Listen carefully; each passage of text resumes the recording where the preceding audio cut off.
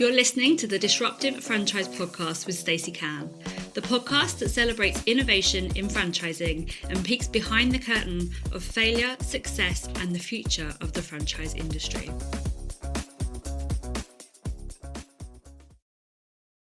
Hello, everybody. Welcome to this week's episode of the Disruptive Franchise Podcast. Today, I am joined by previous judge and very special guest, Christina from Popolo Ceramico. Hello, Christina. Hello. Are you all right? Yeah, you good? I am very good. How are you? Awesome. Really awesome. I'm really excited about this chat because obviously I love what you do, but you were one of our judges on Disruptive Franchise Awards last year. And I think you've got quite an interesting business. So tell us a little bit more about Popolo.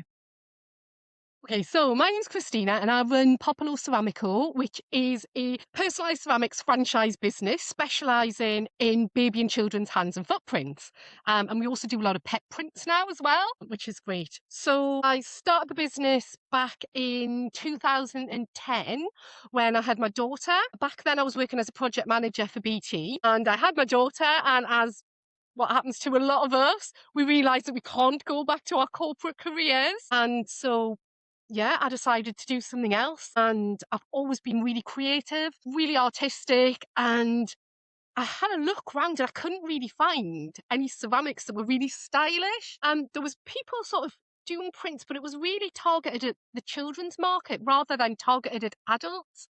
And I love interior design, so I wanted really nice pieces that you could display in your house that looked really nice. So that's essentially how I started. And I got a little kiln at home, started on my kitchen table, made some pieces for myself, started making pieces for friends, then their friends, and baby groups invited me in, and it just kind of exploded.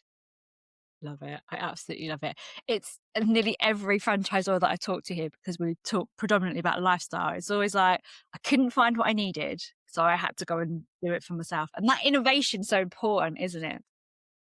Yeah. Absolutely. Ironically, if there had been a franchise set up, I think I would have quite happily taken on a franchise and not had all of the huge amount of hassle that I had setting the business up in the first place. But obviously it just didn't exist.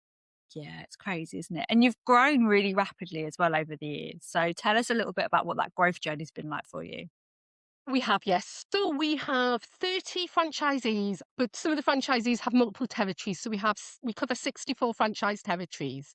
A couple of years ago, I bought my competitor out, Amazing. which really expanded our growth. So we got another 12 sort of members from that, 12 franchisees, which was brilliant because we then had one giant team. So there was only two of us doing this, myself up in the northeast and another lady down in Essex, and she moved to France. So she contacted me to see if I wanted to buy her business, and it just made sense. We didn't have any overlapping territories or anything like that. And as I say, we just work as one big team. So what we did was, rather than me going, right, you're working under this brand now, we kind of took the best of what they did, their best products, the best products that we did. We kind of like used both of those. So they used to sell like a lot of clocks, for example. We never sold clocks, but we've added that into our range and just zhuzhed it up a bit and made it more popular. So it works really well. I love that. I really do. I think sometimes I've seen it go very wrong with franchise acquisition as well, where the culture fit's just been completely alien, or the franchisees really haven't taken kindly to the fact that the franchise has been taken over. So actually that's such a huge success story. Yeah. It's been great. And honestly, like, from the franchisees that we've got on board are fantastic, and they all get on really well. So it's really good. It's amazing. And I guess also if they were based in Essex and you're up in Newcastle, Yeah. like, great that there was no overlap, but also a really amazing way for you to then spread that brand down. Because I think what I see a lot of franchisors really struggle with is like, I've got this brand and we're kind of mushroomed out, but now how do I then get to other parts of the UK? And actually you've done it through acquisition, really, haven't you? Yeah, absolutely. You tend to have like flurries of, so if it's a real shame, because what normally happens, and I've heard this from a lot of franchisors as well, and basically if somebody starts a business, let's say I took someone on in Manchester, and what happens is loads of people will see them in that territory and contact me and say, I want a franchise in the same area. And of course, you can't sell them the same area. So you offer them other areas, but they don't want that. They want that exact area. And it's really difficult. Really funny, isn't it? I've spoken to a lot of franchisors and some that I'm working with at the moment, about in terms of strategy wise, going to an area where you want a franchisee and just opening the business. So opening it almost as like a management franchise from head office. So like a really good example is like at Daisy First Aid. Like we've got really great franchisees north, we've got amazing coverage south, but like kind of in the middle is for a while was like a bit no man's land. And so it's that kind of discussion, well, how do we get there? We need to grow the demand for it. But like you say, as soon as you put a franchisee in, that's what people want. So a lot of franchisors at the moment are considering and have actually actively started to do what I've seen. To like just go and do like a pop-up class, particularly in children's activity. And it's that like, okay, got to take on the travel, or, you know, how you like staff it is the challenge, but it actually works really well. Really well. Yeah. It's good. Do you know what? We have tried it. You've reignited this for me because we work with John Lewis.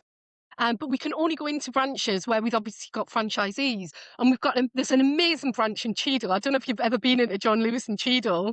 Oh, It's amazing. So when you're in Manchester, you'll have to pop in. They have got the biggest John Lewis, and it's just amazing. So we actually had a franchisee from York was covering, and now we've got a franchisee who's in Manchester who's covering Cheadle. But we really want to get a franchisee in Cheadle, so we have done that. But actually, we've trialed it in Nottingham and a few John Lewis's, but we really need to get that up and running again because it is a good way. We did have a lot of inquiries when we did that.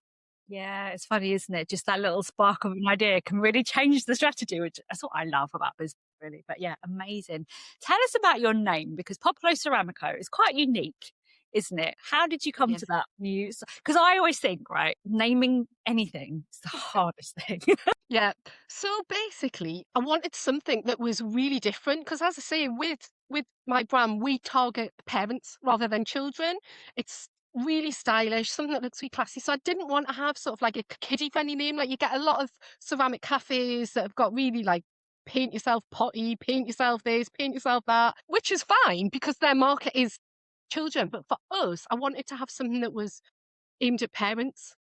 And Popolo Ceramico is basically loosely sort of based on population in Italy. So it's sort of like pottery for the people. That was the kind of way I was going. And I also really liked the idea that if you put it into Google, nothing else really came up. So Yeah. I did like the idea of just starting a brand from scratch. You know, I was advised against it because people were like, nobody's going to have a clue what you do. And I said, but eventually they will. Eventually we'll be a household name. It'll be great. Now, obviously, we're in John Lewis. So it's like, woohoo, look, there's a picture of my face on a poster in John Lewis. Well, every business owner wants, let's face it. The distribution of John Lewis is awesome. It's a funny one, isn't it? I completely agree with you. Like it's so, like I said, I can come up with the most intricate strategies in the world. As soon as I've got to name something, I'm like, it's horrible. It's really hard. But I think what your name does with you is kind of suggest like a premium as well, if I'm honest with you, because it does sound grown up. It doesn't sound like I'm going to take my kids to it. And it sounds interesting enough that I'm going to search for it and find out what it is as well. So I love the names that you came up with. Oh, thank you. Thank you. And you said there as well that you diversified into pets. Tell us about what drove that decision, because I know you are a beloved dog owner yourself. Yeah. And what we see in franchise trend wise is that the pet market is exploding. So commercially it makes sense, but how did you get there? Absolutely. So we started, obviously, I'm a huge, huge dog fan. I've got a rescue dachshund I absolutely adore, who's got longer legs. So instead of not being able to get on the sofa, she can actually jump over the sofa, which is very unusual for a dachshund. But yeah, she's lovely. But yeah, so obviously we had a lot of success. We really concentrated and niched down on the prints for the babies. You know, that's what we're known for. But people were coming in and they were like, oh, can you do this with my dog as well? People wanted prints with the baby and the dogs. And we thought, actually, why don't we do dogs? And I think it was about 2 summers ago, the Newcastle branch had 2 events running, one for babies, one for dogs. And actually, they made more money at the dog event, which was really unusual. So you can really start to see that actually people are really starting to spend on their pets. Yeah, definitely. I mean, there's so many, I know you know lots of them as well, but there's so many pet related services popping up, and to see them kind of coming into the franchise world is wonderful, actually, I think. And I think it's a real reflection of how people's lives changed over, you know, if like COVID, everyone I know got a pet during COVID and things like that. So it's really nice, actually, I think, because I don't know if you get this as well, but like having been very immersed in children's activity, to see that almost happening with pets as well, it's very exciting. Yeah, it's great. It's great. We've gone online now as well. So once we had Popolo Ceramico, we've also gone online and we've got Popolo Digital as well, because we're finding that people who moved away and wanted other orders done, if we didn't have a franchisee in that area, they could still get them online. They don't get the full experience. So, you know, when they come and see one of the franchisees, they will get like a full-on service. We chat to the kids, we chat to the babies, you know, we go through all the print options, we go through all the colours. It's like a real experience from start to finish. But the online version does give us the opportunity to, if parents want to get additional items that match the first child's items, but there's not a franchisee locally, they can still go and get similar items online, which has been really popular. That's really clever because, yeah, like it sounds awful as well. A twin mum. So I had a single baby first, and that was really easy. We could do all the photos and the prints. Oh, we could do everything. It was so easy. And then when we had twins next, like all of that's like swimming really hard. There's no underwater photos of my boys because we didn't do the photo shoots because it was really hard. So yeah, that's really clever. And like you, Yeah, so so you gone. oh yeah, I was going to say, so yeah, you can just order as multiple ones, so it's much easier. Brilliant. And like, so it sounds like innovation and growth has been really important in your business. When you set out to in that like kitchen table with your like kiln at home, did you ever imagine that this is what it would become? Do you know what? Always remember when I got the logo designed and I went to see the guy who designed my logo, because I thought, you know what, I'm gonna do this properly. I'm gonna get a professional in. And I went to see the guy and he had loads of like different designs, and I saw the Popolo Ceramico one and I'm like, I have to have that with the red. It was just perfect and it stood out. And he's like, oh, brilliant. And he went away and I had another meeting with him. And when I went back, he had Popolo Ceramico, but next to it, he had a pink version with Popolo Bambino. And then he had a green version and a blue version. And he had all of these different, and I absolutely loved it. And I remember thinking then, that's it. I don't know how it's going to diversify, and I didn't at the time, but I knew that I wanted to have all of these different options. So now we've got Popolo Ceramico, which is the red version. We've got Popolo Digital, which is like the sort of the green version, and then we've got Popolo Kilns, which is great because I also like a lot of people come to me for kiln advice as well, and I sell a lot of kilns. So we've now got the three tiers, as it were, which was obviously 16 years ago when I went into that guy's office, was kind of what he showed me. And I was like, I have to have that. I love that. It's important to think big. I speak to a lot of franchisors and they're like, no, like it just started off my little thing. And but I love it when I speak to a franchisor who's like had the vision right from the start. I knew that actually I didn't know what it would become, but I knew it would become bigger than me. And I think that's so important to inspire people that way, I think. So yeah. Yeah. I I think think that if you've journey. got a product that sells and you know that people want that product, then it's going to work.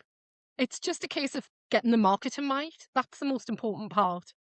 Yeah, absolutely. What areas of investment would you say have been the most important? So marketing there for sure, like for your personal growth as a franchisor and how that has impacted your franchise. What's been really important for you to do? Marketing, without a doubt. I'm quite lucky because I've got a sales background. So when I was at BT, I was a sales manager, sales trainer, sales coach for a long time.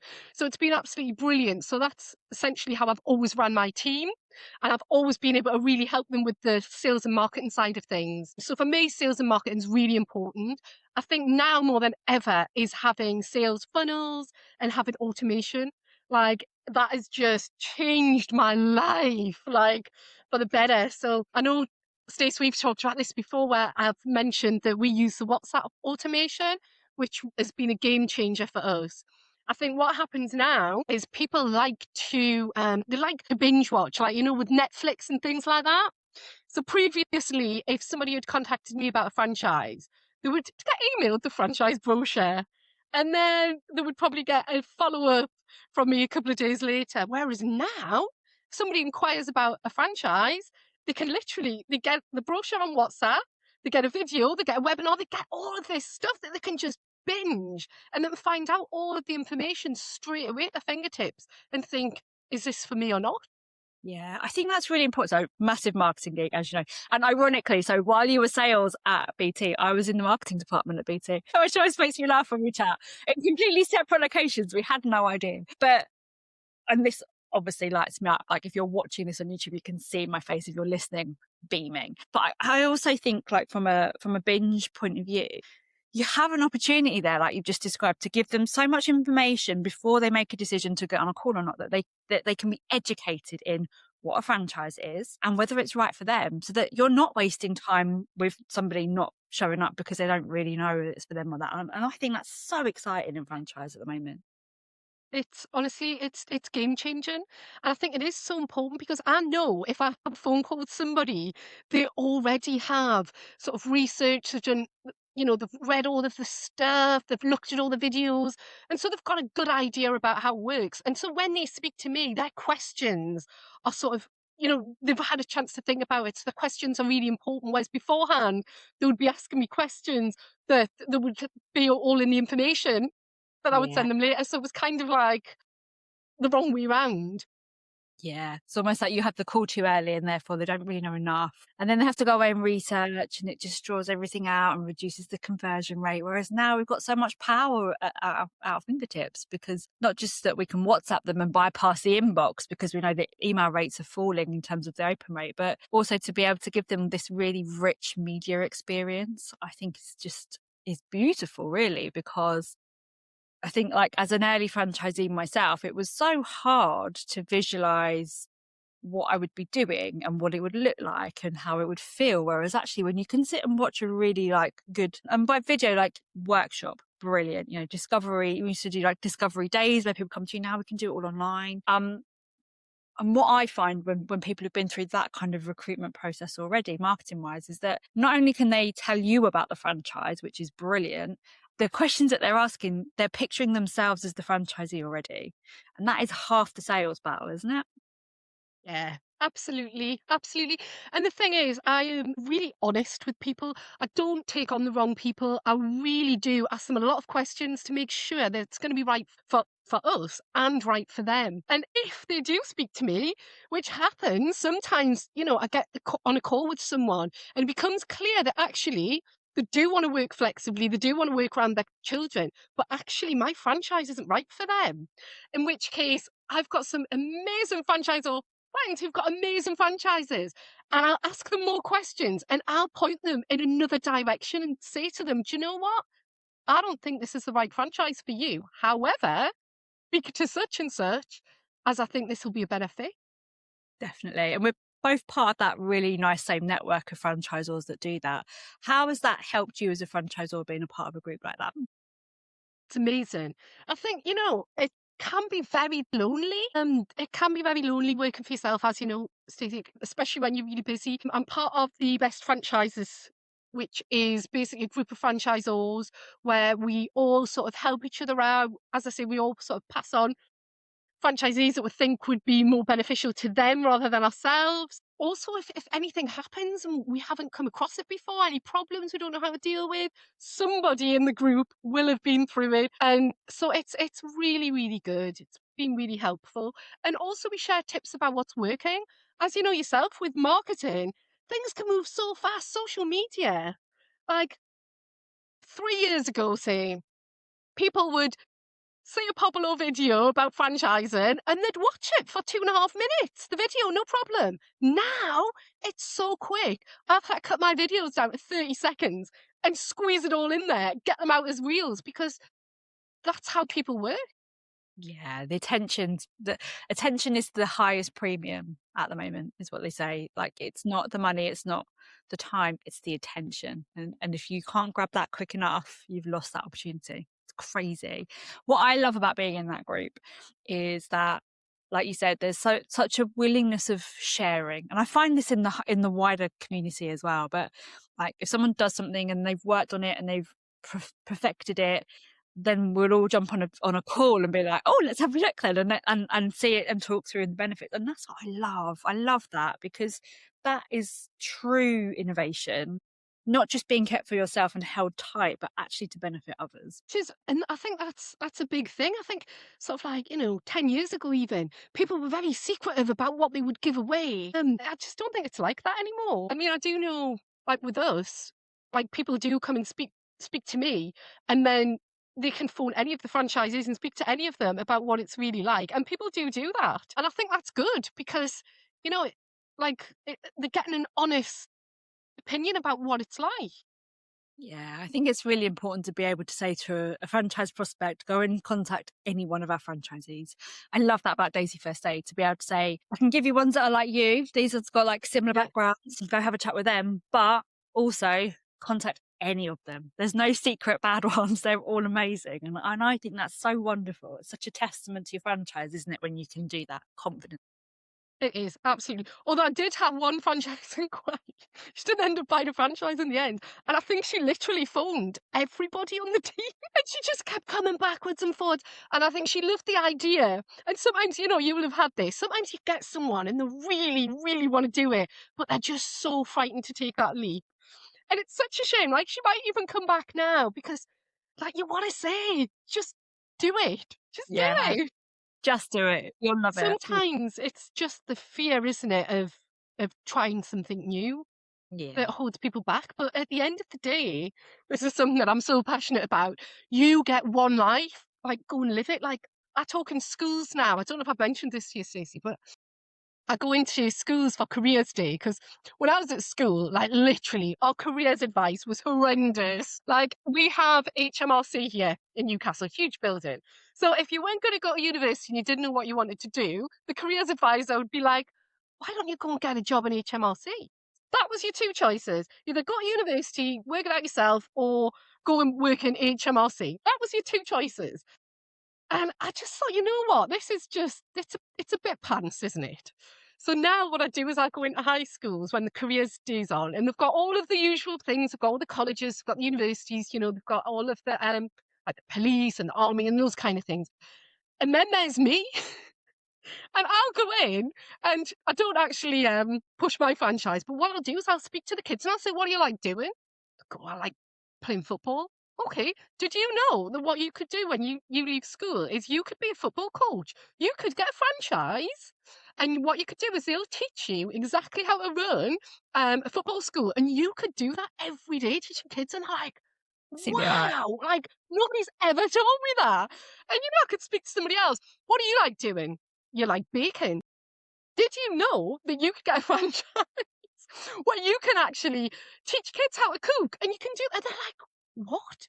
And it's just, if you could just change the mindset of like a couple of those kids where you can really, they're probably not going to go down the same route as a lot of the children will, but if you can just introduce them to new ideas and entrepreneurship, I just think it's such a good thing to do. It's so important. I think as well, like, won't bash the school education system. That's a whole nother podcast. I think back to when I was at school. So I'm like mid-40s now, and we were told, go get a job. And I remember saying to my the careers advisor was the librarian, because they had this massive folder of jobs to pick from. And I remember saying to them, like, I'm going to go to university, I'm going to study marketing. And they were like, what's that? Well, it's like creative business, basically. And they're like, well, why don't you do business? Like, well, I'll do that as well, but I'm passionate about, I think, what marketing is. And they just have a clue. They were just so like, well, what are you going to do with that? I'm like, I don't know yet. I'm excited. And it's great. And like, I look at that, like, versus with my kids. And now the secondary school is really proud, because they don't just talk about careers in years like 10 and 11. They talk about from year 7, like, as they should. When we did the open day, when my daughter was looking around secondary schools, I said, oh, do you talk to the kids about franchising? And she's like, oh, no. It's like, why not? She's like, well, I don't know anything about it. I'm like, okay, give me a call. I think we need to talk to the younger generation, because there's so much inspirational stuff out there that just isn't talked about. And franchising, like anyone who follows me on socials, this is like my thing.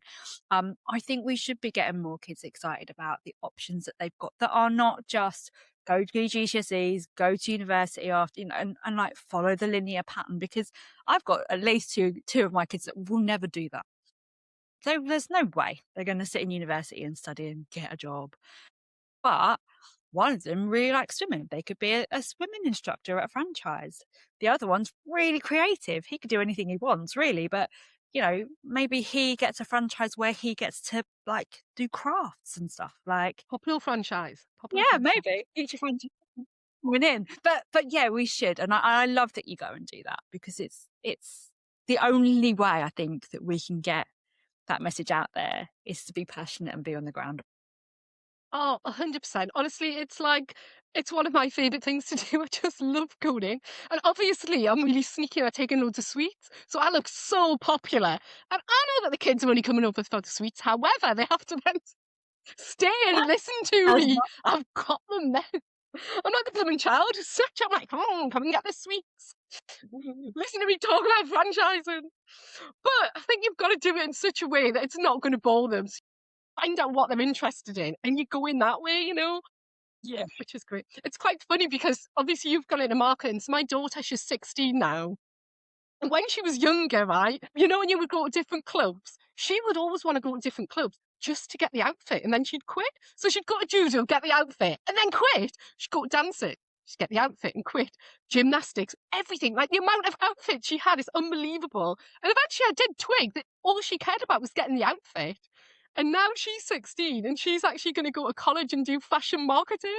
And it's just perfect for her. Like it fits so well with how she's been her whole life. Yeah, she's always had it in her. It's funny, isn't it? My parents used to say that about me. I'd go and start stuff. I'd be there for about 6 weeks, get all the uniform and stuff, and then just never go back. And my kids have started that same pattern, actually, I will say. But I think whatever you end up doing, it's in you already, isn't it? Like, I don't think you can shape the guys and what you do it in. Like, we've both worked in corporate, in sales and marketing, and probably loved it at the time that we've done it, and now couldn't think of anything worse. But actually, it's that creative outlet or that like communications outlet, I think, was what led us into what we do now. Absolutely, absolutely. I remember when I first went into it, I hated it. Like literally, I absolutely hated sales. I remember going in and telesales. People used to turn their nose up at telesales, but actually what I learned doing telesales, people couldn't teach you that. You have to be on the floor and you have to be in the trenches, as people say, doing it. And I used to go in and I used to come home crying, saying, people would phone me up, I was at the BT call centre at the time, and people would phone me up, say I'm moving house. I would get them on that call and off that call as quick as I could. I hated it. But then I started to realise, there was people making some serious money. And I'm like, what are they doing that I'm not doing? And I thought, you know what? At the time, sorry, Stacey, I've gone on a massive tangent. Yeah, I love it. But at the time, I was working 3 jobs. So I was working in a funeral directors, which, as you can imagine, was a little bit grim. So I was working there on a weekend. I was also working in the flower shop as well for the funeral directors. I was also working at BT at the time. So I was working 3 jobs. And I thought to myself, do you know what? If I get good at sales, I can give up 2 of my jobs and just do this. And then I can get my weekends back and start going out. Because obviously I'm from Newcastle. We love nothing more than going out partying here. So what I did was, at the time there was no Google. So I went to the local library, as you did, and I got loads of books on how to sell all the books that I could possibly do, and tried to learn as much as I could. And I started going in early. And instead of having a chat and a cup of tea with Brenda, I would listen to the calls from the best sellers, and I would find out what they were doing that I wasn't doing. And actually, that really, really helped, because at the end of the day, I was taking 50 calls a night or something like that. So it didn't matter if I cocked it up a few times, because you could just keep trying and keep trying. So what I noticed was they weren't getting people on and off the phone as quick as they could. They were asking them loads of open questions, and they were trying to sell them as many products that they thought would be beneficial to each person. The second I started doing that, my sales skyrocketed. And actually I thought, you know what, I'll really enjoy this. And so it went from something that I hated and felt really uncomfortable about, to actually forcing myself to do it and actually then started to enjoy. I Have love I gone that. off on a massive tangent? I have, haven't No, I? I love because this is all the insight to you, and that's what we want. That's what our listeners absolutely want. It makes me think of a book. I can't remember what the book is called, but it's by I think it's Brian Tracy, like old school sales books. You'd Yeah. probably read that one about being in the 1%. What does the 1% do that nobody else does? And I think that's applicable in so many situations. But I think the other thing that what you've really described there is that resilience was built in that call center, right? Like the resilience that you've had to be a franchisor, business owner, do all these things, that's built on rejection. We have to have rejection somewhere in our lives to be able to tolerate getting the no's to get to the yeses. And I hear people in sales talk about this all the time about like every no leads to your next yes. But most people have never had that level of rejection to actually be all right with it and sit comfortably with it. Whereas I bet if you're in a call center like that, I used to work in a bank and I was on the desk at the bank and there were these two guys that were about my age as well, but they were sales reps. And so my job was to get people in, see that they've actually got like tens of thousands of pounds stashed in their accounts that on a really crappy savings rate, and call over like the sales team, like, these people here, VIP, and so like that was it was a crappy job because I couldn't get a marketing job, but it was a really interesting skill set to learn in terms of spotting the opportunities and working with the sales team, and seeing how much money they made. Oh, yeah. Yeah, it's crazy. I mean, God, when I was like 18, I bought my first house. I was going on holiday 3 times a year, like, car, everything. It was like, it was unbelievable. It was really good. So, it does, and those traits I've used throughout my life. Yeah, They stay with you. they do. And I don't know about you, but when I'm speaking to like prospective franchisees, I wish they'd had that kind of experience to just have that, because like you say, most people, if they're the right fit, you're never going to convince them.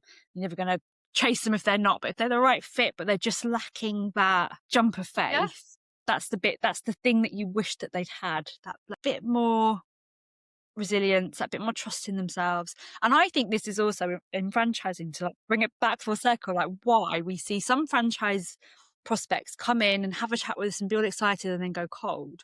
And then they come back like a year, 2 years later, because Yeah. they've had to go away and build that thing in them that wasn't quite there, wasn't quite ready. It's my own little Yeah. tangent. But you do see that all the time. And I do get franchisees who come on board and they literally inquired years ago. Yeah. The long tail nurture. That's where it is. Yeah. Because It's true, yeah, but it's it's good gold. because you don't want somebody to come on if they're not ready. You want to know that they've really thought it through and that this is right for them and obviously right for you as well. So it does definitely work both ways. When I work with new franchisors, what I see is they'll say, "Oh, right, where are your leads at this week?" And we'll sit and we'll have a chat and we'll kind of look and say, "Well, there's this one woman and she likes all my videos, but she hasn't like done the inquiry form. Like, she just needs a bit more time. Like, so she will."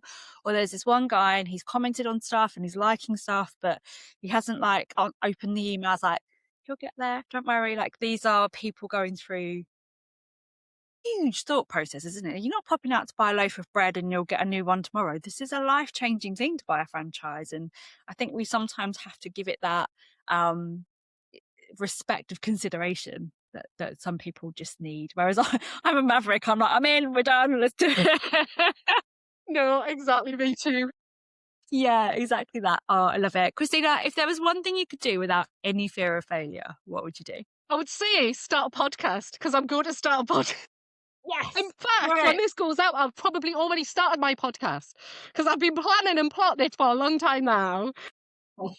But yeah, one of the things I love, as I said before, is, people taking that leap and changing their lives. And, I've seen it happen. You've seen it happen. And it's amazing. So what I really want to do is I want to start interviewing people who have literally started businesses and grown them into empires, like through different ways to sort of encourage like children, adults who want to do something else, to give them ideas about what they can do and to see stories of people who've actually done it as well. But yeah, I guess there's always that fear of failure, like nobody's going to listen. But I think sometimes you just have to just do it anyway, don't you?